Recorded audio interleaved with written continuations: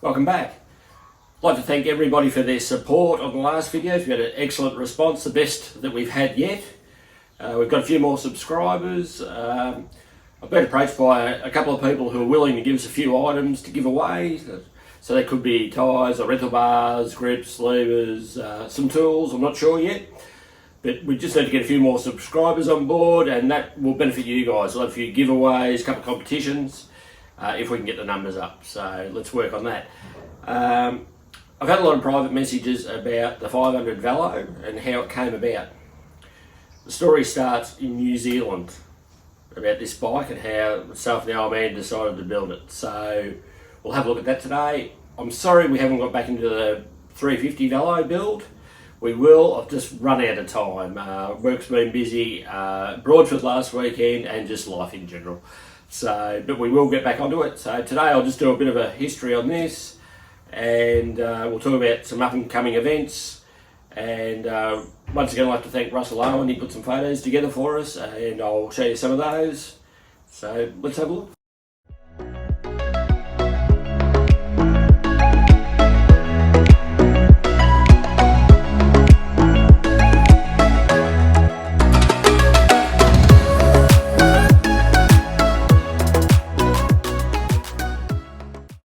So in 2020, it was February, we flew into New Zealand and we went to the Pukekohe Classic Festival. Fantastic event. It was like the 1970s. Open pits, great grandstands, wander around, have a beer, just walk through all the pits, no one asked any question. It was fantastic. I've never seen so many Manx Nortons before in my life, and the blokes were riding them hard too. They were having a real go.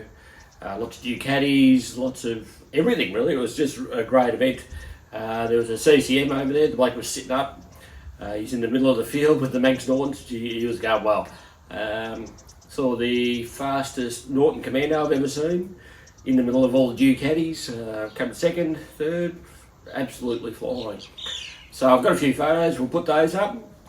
But this is part of the story on how we started building the velocette.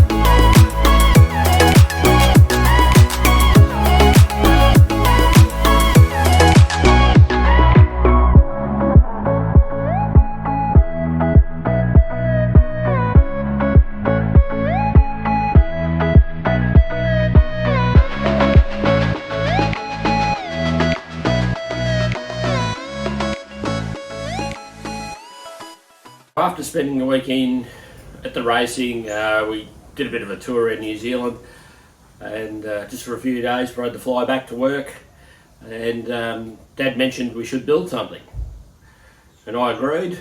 So, and at that stage there was talk of a grass track meeting being run over at Winton, so we decided to find a Hagon. So I was only home for about 2 days. I found a Hagon in South Australia. Within the week it was here. So we had no idea what we were getting into, but it showed up. She was a pretty worn out old bike that had been raced to an inch of its life. It came with a gearbox and the engine plates for a Jap, which was long gone. I'll show you some photos of that, but the poor thing, it was worn out.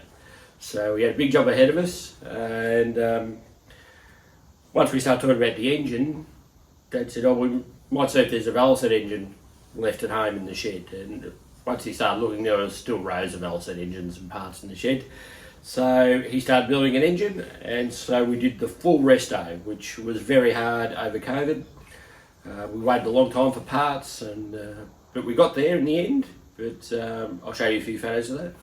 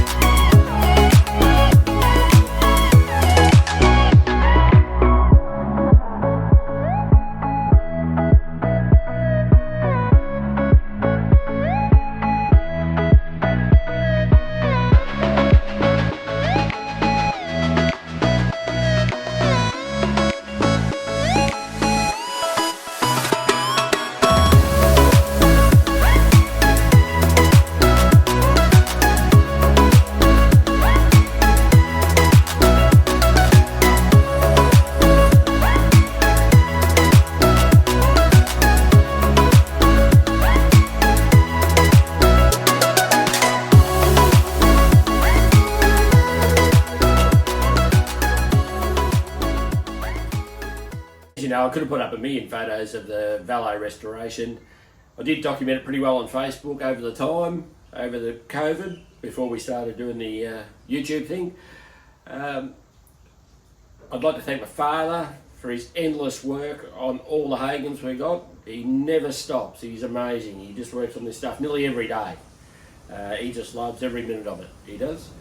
It's been a great father and son project. I'd recommend it to anyone to get together with their father or their son and build something like this, or anything really. But look, if you guys like what you see, like and subscribe.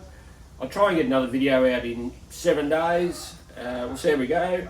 And I promise that we will get back onto the 350 valet. I need to get it running. Thanks.